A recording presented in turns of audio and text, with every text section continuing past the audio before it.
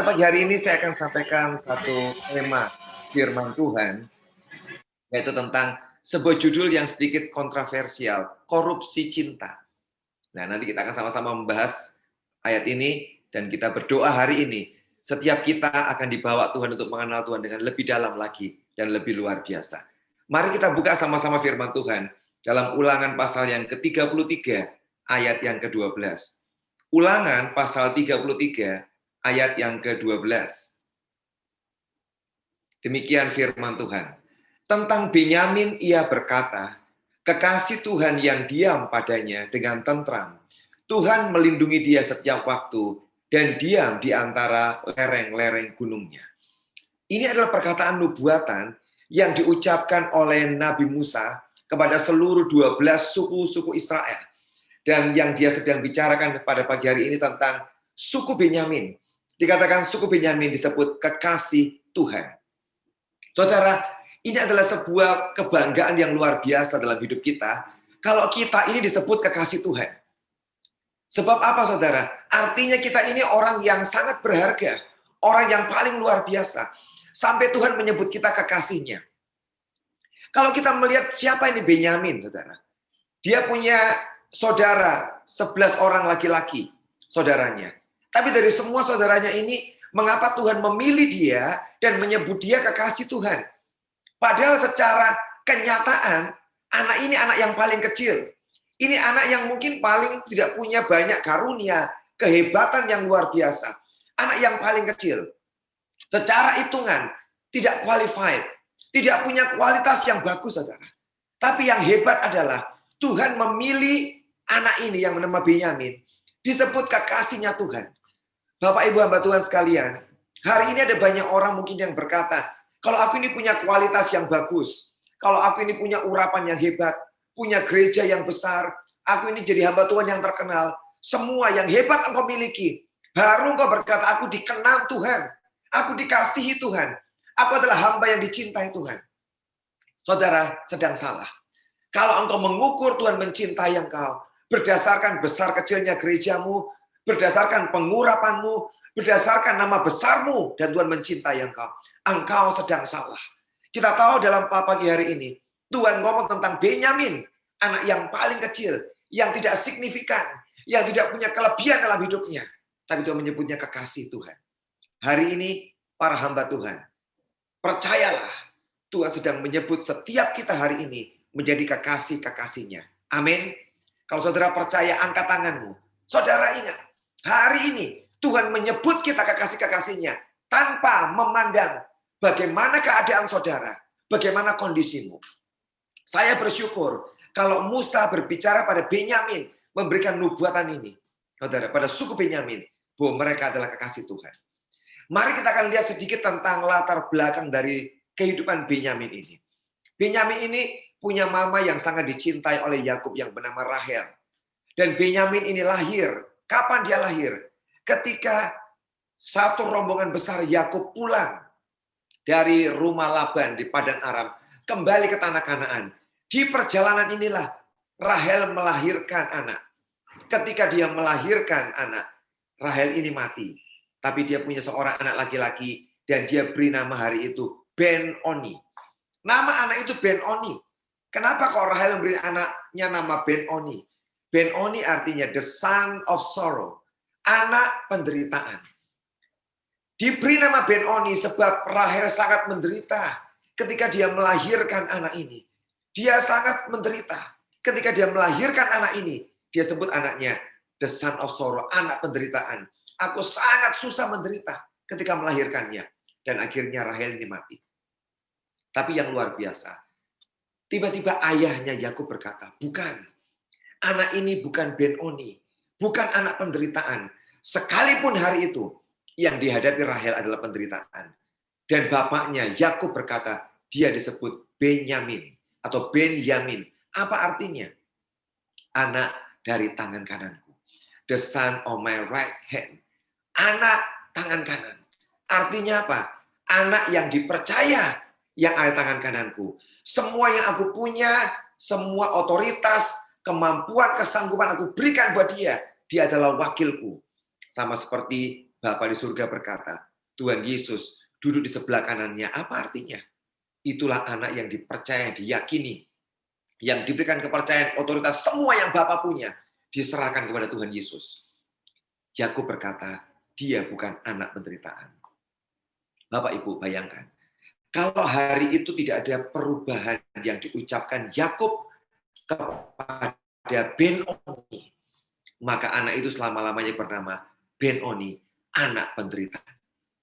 Mungkin hari ini ada banyak hamba-hamba Tuhan yang hari ini mungkin kau berkata, aku ini punya banyak kesukaran, penderitaan.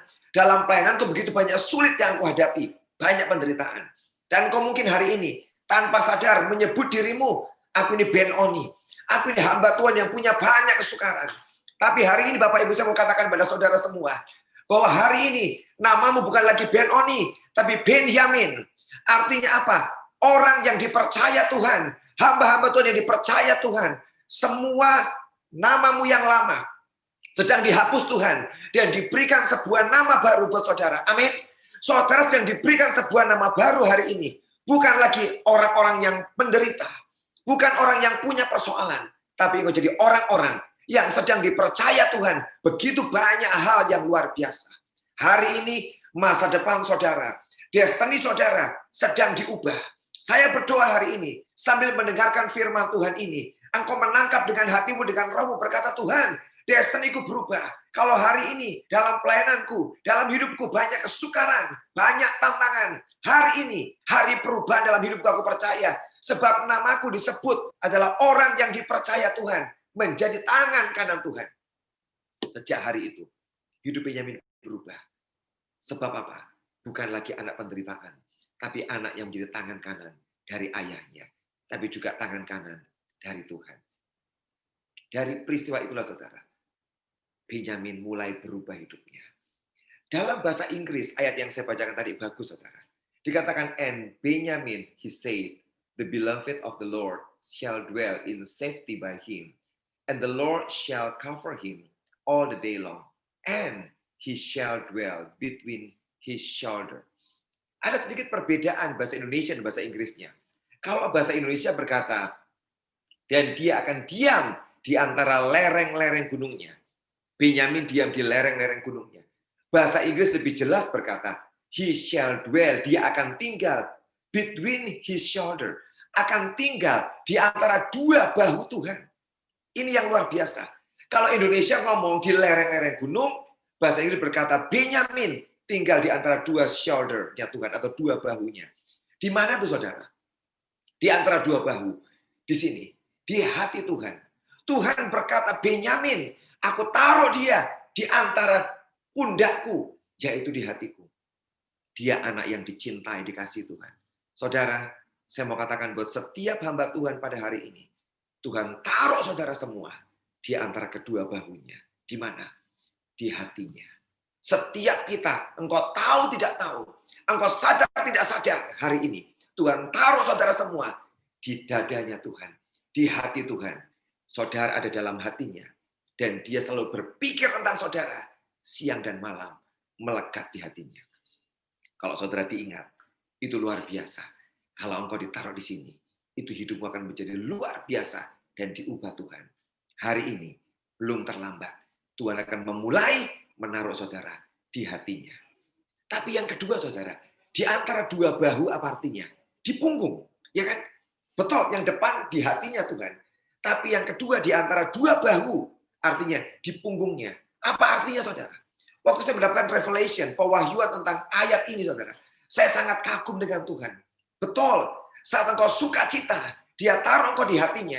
Tapi ketika engkau sedang sedih, sedang susah, dan tidak berdaya, dan ada tekanan yang sangat berat, bahkan kadang-kadang seorang hamba Tuhan tidak tahu mesti berbuat apa. Dia berkata, aku taruh engkau di pundakku. Artinya apa saudara? Dia menggendong saudara. Ketika kondisi yang berat, sedang sukar, masalah banyak. Ada banyak pendeta hamba Tuhan yang tidak kuat lagi untuk berjalan bersama dengan Tuhan. Tapi ayat firman Tuhan berkata, dia sedang menggendong saudara pagi ini. Dia sedang menggendong saudara pada pagi hari ini. Jangan takut. Dia mengasihi saudara, mencintai saudara, menggendong saudara di pundaknya saudara. Benyamin, walaupun tidak yang nomor satu, tapi Tuhan jadikan dia kekasih Tuhan. Kalau saudara lihat saudaranya Benyamin, ada 12 laki-laki. Yang paling besar Ruben, dan salah satu kakaknya dia Yehuda namanya. Nubuatannya hebat. Raja-raja Israel akan lahir dari suku Yehuda. Yusuf, kakaknya Benyamin, orang hebat juga. Pernah menjadi Perdana Menteri di Mesir. Jadi semua saudaranya itu orang hebat. Lewi dinubuatkan. Dia akan melayani Tuhan di dalam bait Tuhan. Dari suku Lewi lah, imam-imam besar dilahirkan. Pelayan-pelayan Tuhan dilahirkan. Tapi Benyamin, dia tidak bicara apapun tentang Benyamin. Nubuatannya yang menjadi raja adalah dari suku Yehuda. Tapi saudara, ada yang ajaib yang Tuhan kerjakan. Kalau saudara baca sejarah Israel, engkau lihat raja pertama Israel. Dari suku mana? Raja Saul. Suku Benyamin. Nubuatan berkata, raja-raja dilahirkan dari suku Yehuda. Tapi kenapa sampai Tuhan memilih raja yang pertama dari suku Benyamin? Ini ada yang aneh, saudara. Kalau saudara bisa mengerti hati pikiran Tuhan, Tuhan kenapa kok Benyamin? Saya pertama juga ketika saya lihat suku-suku yang dinubuatin, jadi raja itu Yehuda. Kenapa Benyamin dipilih? Dia pernah ngucap pada Benyamin, engkaulah kekasihku. Bagaimanapun juga, Tuhan berjuang untuk orang yang dicintai, dikasihi ini, supaya jadi orang yang nomor satu. Dia taruh raja yang pertama dari suku Benyamin, yaitu Saul. Sekalipun dia pernah bernubuat, dari Yehudalah lahir raja-raja. Saudara, dicintai Tuhan itu ajaib. Ketika dicintai, dia akan coba membuat sebuah cerita apapun caranya. Dia akan membuat bagaimanapun caranya berjuang supaya yang dicintai ini selalu yang dinaikkan dan menjadi nomor satu. Sekalipun dia mengucap Yehuda, tapi dia milih Benyamin. Saul dinaikkan nomor satu. Dia pernah berkata, aku mencintai Yakub dan aku membenci Esau. Apa akibat dari perkataanmu mencintai Yakub? Dia berusaha, Tuhan berusaha. Bagaimana caranya Yakub memperoleh hak kesulungan? Secara hukum tidak mungkin. Penerima hak kesulungan anak sulung, yaitu Esau. Tapi saudara tahu, aku cinta pada Yakub. Dan dia usahakan, dia buat bagaimana caranya sampai pindah dari Esau kepada Yakub. Itulah keajaiban dari orang yang dicintai. Bapak Ibu, ketahuilah. Kita semua dicintai Tuhan. Dan dia akan membawa kita menjadi orang yang paling di atas, paling top. Sebab itulah hati Tuhan dengan hidup kita. Tapi apa yang Tuhan inginkan? Kalau kita dicintai Tuhan, dia pengen yang kedua, kita juga mencintai, mengasihi dia. Ada sebuah hubungan timbal balik. Kekristenan itu bukan sebuah agama. Kekristenan adalah sebuah relationship, hubungan dua pribadi, Tuhan dan manusia. Kalau Tuhan mencintai hari itu Saul, dia sangat cinta pada Saul. Dan dia pengen Saul mengasihi juga. Kan dia berkata, Saul ini suku Benyamin. Aku sudah pernah berjanji pada Benyamin, aku mengasihi dia. Aku pengen kau juga mengasihi, aku mengasihi engkau, Saul. Seperti aku mencintai Benyamin. Dan aku berharap engkau juga mencintai aku, Saul. Ada hubungan yang baik. Tapi apa yang terjadi, saudara? Hari itu Saul korupsi cinta. Inilah judul khotbah saya pagi ini. Saul mengkorupsi cinta yang kepada Tuhan. Kenapa? Satu kali Tuhan perintah pada Saul berperang melawan Amalek. Dan habisi semua orang-orang Amalek dan rajanya. Sebab kalau tidak, mereka akan merusak orang-orang Israel. Mereka akan berbaur, memberikan banyak pengaruh buruk. Habisi Amalek. Apa yang dibuat oleh Saul, saudara? Hari itu dia perang. Betul, dia habisi. Tapi sebagian. Ketaatan yang separuh, saudara. Tidak seutuhnya. Rajanya dia tahan, dia tidak bunuh. Yang kedua, semua sapi, lembu, domba-domba yang sangat baik, yang tambun-tambun dia simpan. Yang buruk dia musnahkan. Betul, dia mentaati Tuhan. Separuh, saudara. Tapi dia sisihkan semua yang baik. Bapak, Ibu, sebagai hamba Tuhan, sama-sama saya juga pendeta. Seringkali kita mengerjakan ketaatan yang separuh. Ketaatan separuh artinya kita tidak taat. Kalau Tuhan suruh perintahkan sesuatu dalam hidup kita, mari belajar kerjakan dengan segenap hati. Utuh, bulat, lakukan dengan ketepatan. Jangan separuh hati. Saul hari itu mengerjakan separuh hati. Dia sisihkan rajanya dan dia tidak bunuh dan domba-domba yang gemuk. Kenapa saudara? Sebuah tanda cintanya pada Tuhan tidak utuh lagi. Cinta raja ini separuh saudara. Separuh dari hatinya Saul hari itu. Dia mencintai, dia lihat domba-domba yang sangat bagus. Mungkin lembu-lembu yang sangat tambun, ini sayang. Kalau dimusnahkan semua, nggak ada gunanya. Sayang, aku menginginkan. Harusnya sebuah ketaatan, cinta pada Tuhan, totalitas hari itu seluruhnya buat Tuhan. Tapi hari itu, tanpa dia sadari, sebagian dari cintanya berpindah, saudara, kemana?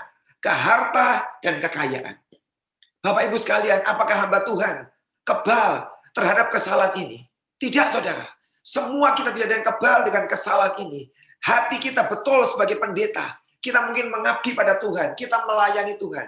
Tapi hati kita bisa begitu mudah ditarik dan dicuri oleh semua yang dunia. Dan tiba-tiba kita berpaling dan cintamu tidak 100% kepada Tuhan. Tapi sudah terbagi dan kita mencintai yang lain. Ini sangat bisa terjadi. Saya pun tahu saya bisa terbagi cinta saya bukan kepada Tuhan. Pada yang lain bisa. Mungkin pada nama besar, pada keuangan, harta, gedung gereja, semua yang hebat. Saya pun bisa terjebak di sana. Kecuali saya minta Tuhan menjaga hati saya. Maka hati saya, cinta saya tetap 100% buat Tuhan. Disinilah Saul mengkorupsi cinta itu. Jatah yang bagian Tuhan dia ambil dan dia berikan kepada yang lain. Itulah kejatuhan Saul yang paling menyedihkan. Kenapa? Bagian yang harus dia berikan buat Tuhan, dia ambil buat yang lain. Bapak Ibu, ini peringatan besar buat setiap kita hamba Tuhan. Jangan pernah mengkorupsi cinta. Jatah Tuhan, kalau engkau punya jatah melayani, apapun yang Tuhan kerjakan, berikan buat dia. Nanti yang urusan duniawi ada jatahnya. Tapi jangan ambil yang harusnya Tuhan minta. Engkau ambil dan engkau berikan pada yang lain. Sebuah kesalahan. Dan apa yang terjadi hari itu? Hari itu Saul gagal. Saul gagal. Dan Saul turun tahta. Dan hari itu Tuhan menaikkan satu pribadi yang bernama Daud. Daud dari mana saudara? Suku Yehuda. Akhirnya, mau tidak mau, Tuhan menggenapi nubuatannya. Dari suku Yehuda akan dilahirkan raja-raja. Sebelumnya, hati Tuhan berkata, aku mau taruh Benyamin menjadi raja. Sebab korupsi cinta dibuat Saul. Dia turun, saudara. Tuhan sangat terluka. Tuhan sangat sakit dengan apa yang dibuat oleh Saul. Itulah kenapa Tuhan sangat berduka dengan apa yang Saul kerjakan. Bapak Ibu sekalian, jangan pernah buat Tuhan berduka. Sebab kita sebagai hamba-hamba Tuhan, kita menyakiti hatinya. Mengambil jatah yang harus kita berikan buat Tuhan. Dan kita kerjakan, kita ambil. Buat diri kita sendiri. Saya berdoa, hari ini, hidup kita ini diubah Tuhan. Menjadi tangan kanannya. Tapi saudara, hari itu berubah. Suku Yehuda menjadi raja. Yang ditetapkan oleh Tuhan. Daudlah yang Tuhan panggil menggantikan Saul. Ada yang luar biasa dengan Daud, saudara. Saudara tanpa disadari nama Daud artinya my beloved one. Yang aku cintai. Kisah Rasul 13:36 berkata, yang aku cintai Daud. Saudara tiba-tiba ketika Tuhan ini patah hati, Tuhan patah hati. Dia kehilangan Saul. Saudara jangan dipikir Tuhan itu dengan Saul tidak mengasihi, dia mencintai Saul. Tapi hari Tuhan itu hancur hatinya, patah hati. Dan dia cari orang lain. Siapa ya yang bisa menghibur hatiku? Dan dia ketemu dengan seorang pribadi namanya Daud yang artinya my beloved one. Kisah Rasul 13 ayat 36. Kisah Rasul 13 ayat 36. Sebab Daud melakukan kehendak Allah pada zamannya. Lalu ia mangkat dan dibaringkan di samping nenek moyangnya. Dan ia memang diserahkan kepada kebinasaan. Dia temukan orang yang kedua, pengganti Saul, bernama Daud. Dan yang kedua dikatakan, melakukan kehendak Allah pada zamannya. Kalau Saul gagal mengerjakan kehendak Allah, dia mengambil kambing-kambing domba yang baik untuk dirinya sendiri. Dengan alasan buat korban. Hari itu dia temukan Daud yang melakukan kehendak Allah pada zamannya. Selama Daud hidup, sungguh-sungguh dia mengerjakan apa yang Tuhan inginkan. Apakah Daud perfect, sempurna? Tidak. Dia buat beberapa kesalahan dalam hidupnya. Bahkan kesalahan-kesalahan yang fatal dalam hidupnya, saudara. Dia pernah bunuh Uria, dia ambil Batsheba, dia berzina, dia buat banyak kesalahan. Dia itu tentara Israel. Kesalahan yang banyak. Tapi Tuhan kata, my beloved, yang aku cintai, yang aku kasihi. Dan dia ambil Daud yang dia cintai. Sampai akhir hidup Daud, saudara. Jadi orang yang setia. Jadi orang yang tetap melekat kepada Tuhan. Inilah pattern, gambar yang hebat dalam hidup kita melayani Tuhan, saudara. Tetap setia, tetap stabil, saudara. Walaupun banyak goncangan, di ending akhir hidup Daud, tetap stabil, mencintai, dan mengasihi Tuhan. Tapi ada satu pribadi lagi, saudara, yang disebut Alkitab, my beloved, yaitu Tuhan Yesus. Ketika dia dibaptis, di beberapa kali kejadian, Bapa di surga berkata, my beloved son, anakku yang kukasihi, kepadanya aku berkenan. Ada 3 orang minimal yang dicintai, namanya beloved one, Benyamin, yang punya keturunan Saul, Daud, beloved one, tapi juga Yesus disebut my beloved son, yang aku cintai. Ini 3 pribadi, saudara.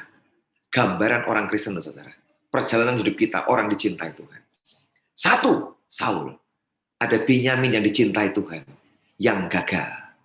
Yang kedua, ada yang dicintai Tuhan, Daud.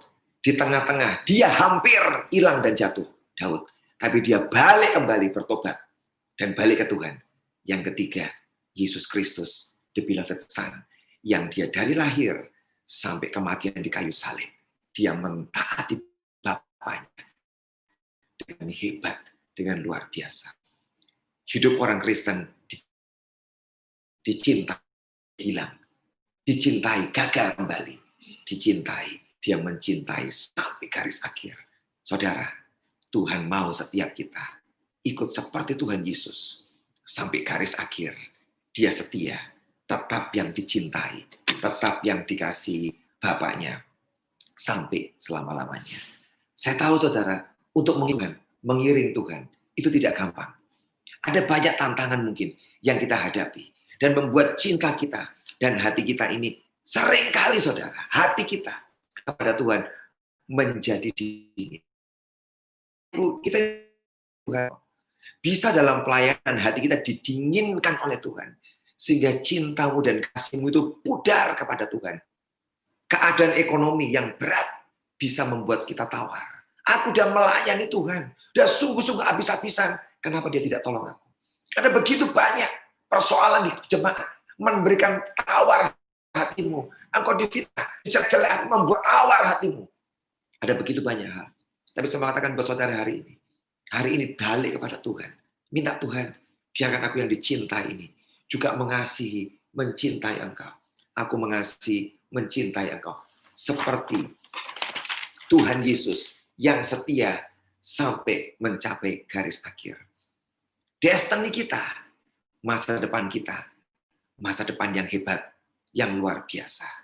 Kita lihat satu orang pribadi lagi, saudara, yang juga disebut dicintai Tuhan.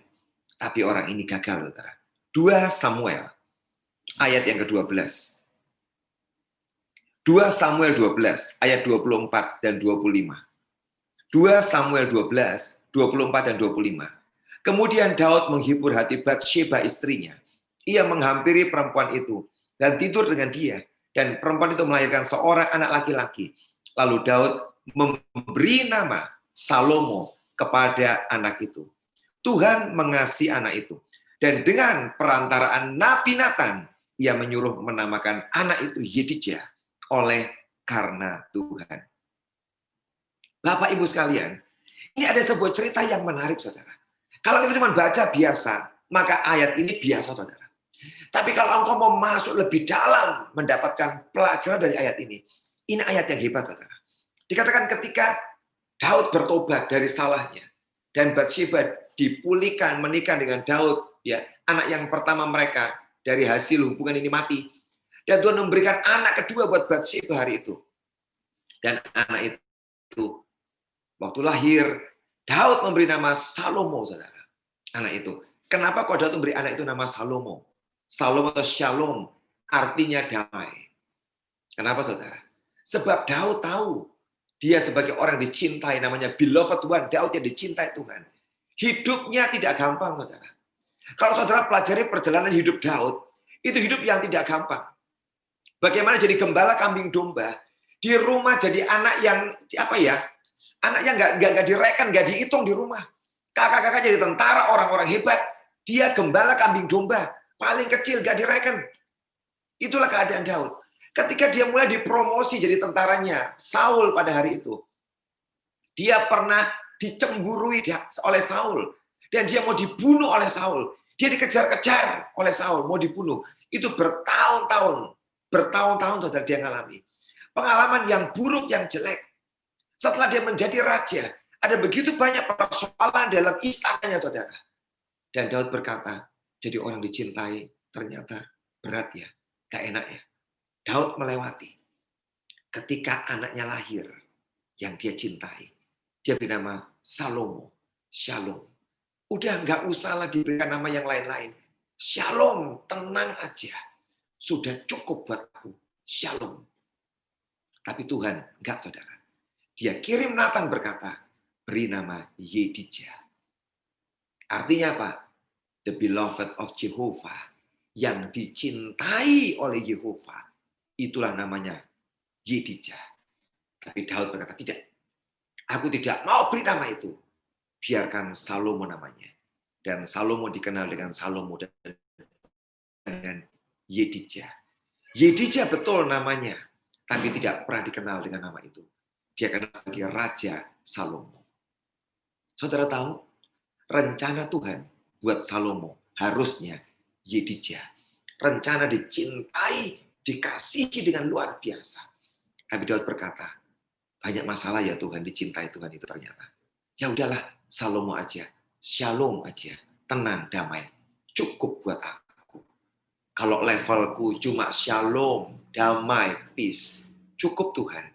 Aku menggembalakan jemaat, tenang aja, sudah cukup aku bahagia. Tidak usah sampai dicintai Tuhan, Shalom aja. Bapak Ibu, banyak orang yang menghalangi destiny-nya dan berkata, kalau punya gereja, sudah cukup persembahannya, jemaatnya baik, udahlah, tenang. Semua sudah baik, tenang. Jangan berhenti di Shalom, saudara. Sampai engkau tahu, engkau dicintai, dikasih Tuhan. Sekalipun mungkin yang saudara lewati dan saya lewati, tidak mudah. Tapi kalau engkau diberikan yang dicintai, ada sebuah jaminan yang hebat, yang luar biasa, menjaga hidup saudara. Salomo di level Shalom. Ending hidup Salomo menyedihkan, saudara. Shalom semuanya. Tapi endingnya, hatinya berpaling dari Tuhan. Sekali lagi, Salomo korupsi cinta. Cinta yang buat Tuhan, saudara. Tiba-tiba hari itu berbalik. Dia bagi kepada semua istri-istrinya. Jatah buat Tuhan. Dia ganti ke istri-istrinya. Apa yang terjadi? Di masa tuanya, Salomo berpaling dari Tuhan. Sebab istri-istrinya menarik hatinya menyembah berhala.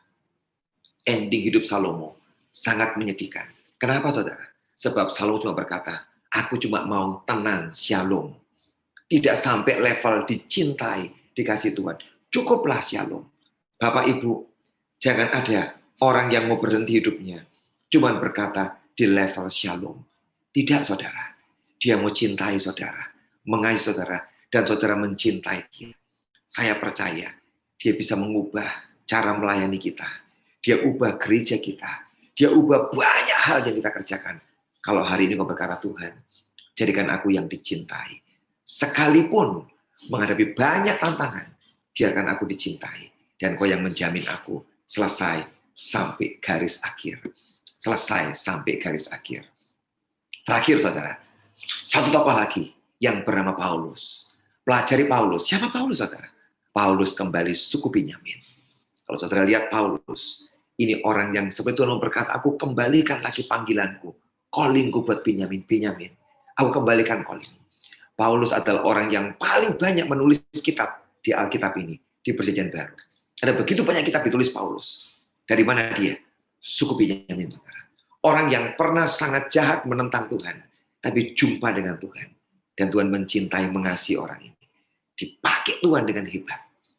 Memang hidup Paulus tidak gampang, saudara. Saudara baca di Korintus, aku ngalami karam kapal, aku pernah dicambuk, di penjara, dilempari batu, ngalami semua. Tapi orang itu setia sampai garis akhir. Hebat hidupnya, Paulus. Dari suku apa? Suku Benyamin. Suku Benyamin. Hari ini saudara saya berdoa, biarkan setiap kita kejar sebuah pencapaian, dicintai Tuhan, dikasihi Tuhan.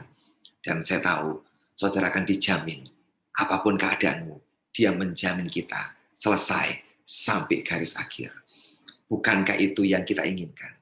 Satu kali dia berkata pada semua hamba-hambanya, hambaku yang baik, hambaku yang setia, mari masuk dalam kebahagiaan Tuhanmu. Kalau kita bisa mencintai dan dicintai Tuhan, janji itu jatah kita, hamba yang setia. Terakhir, saudara, seorang hamba Tuhan dibawa naik ke surga, dibawa sebuah penglihatan, vision, dibawa ke surga. Rick Joyner, saudara. Sampai di surga, saudara, dia mengalami sebuah pemandangan yang sangat menggentarkan hatinya. Dia berjumpa dengan semua tokoh-tokoh yang pernah hidup dunia ini, yang hebat-hebat, yang luar biasa. Salah satu tokoh, saya nggak sebutin namanya, saudara. Dia salah seorang tokoh reformasi kekristenan, saudara. Dia berjumpa. Waktu dia di surga berjumpa dengan orang ini, dia berkata orang ini, Rick, aku hampir saja tidak masuk surga. Aku hampir saja tidak masuk surga. Rick Joyner berkata, bagaimana bisa? Bukankah engkau ini orang yang membawa sebuah kegerakan yang sangat hebat, sangat luar biasa. Engkau mengubah semua sejarah dunia dengan kehadiranmu. Engkau yang membuat sebuah aliran yang baru, di mana orang kenal Tuhan. Engkau memulihkan kekristenan ketika melewati abad-abad kegelapan. Engkau yang memulihkan. Dia berkata, aku ini hampir saja tidak masuk surga.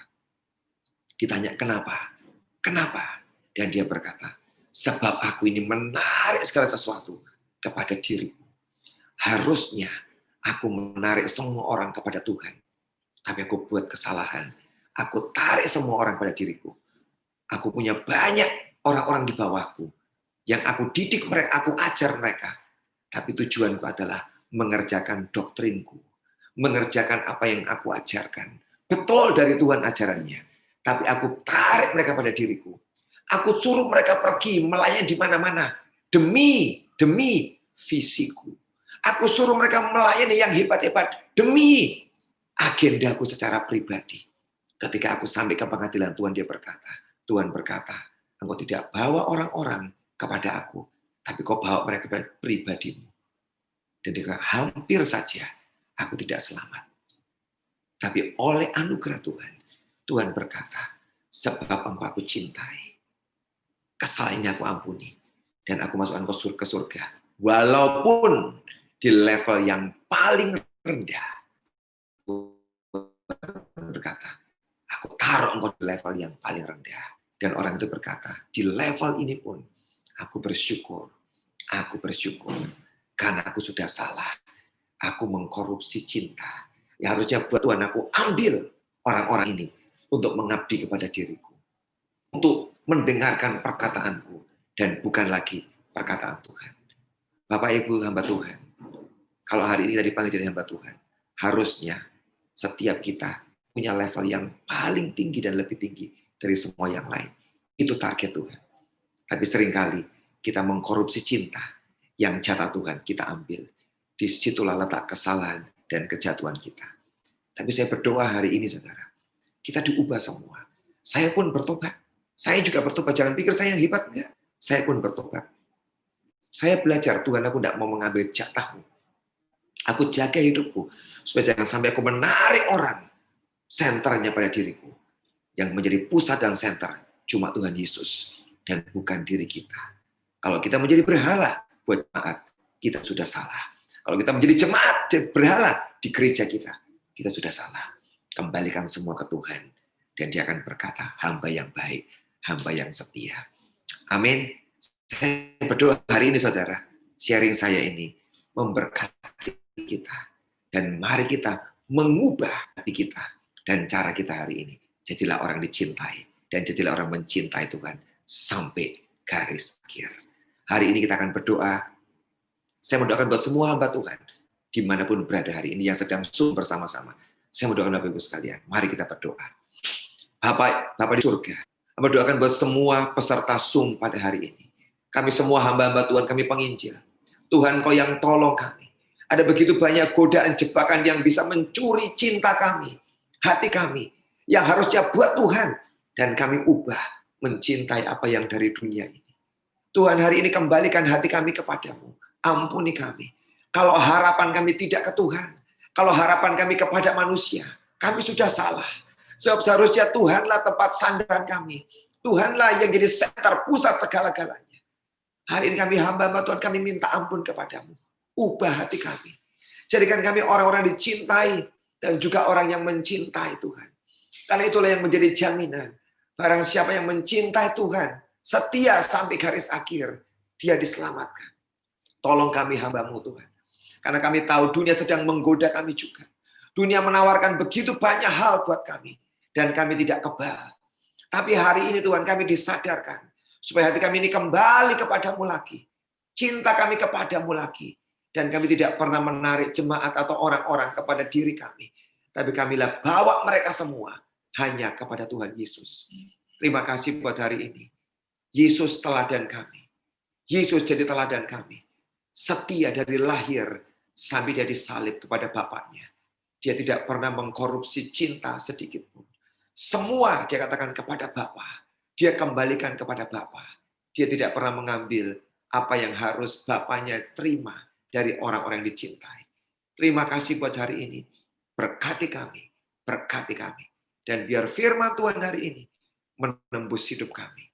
Masuk dalam hati kami yang paling dalam. Mengadakan perubahan, revolusi dalam hidup kami.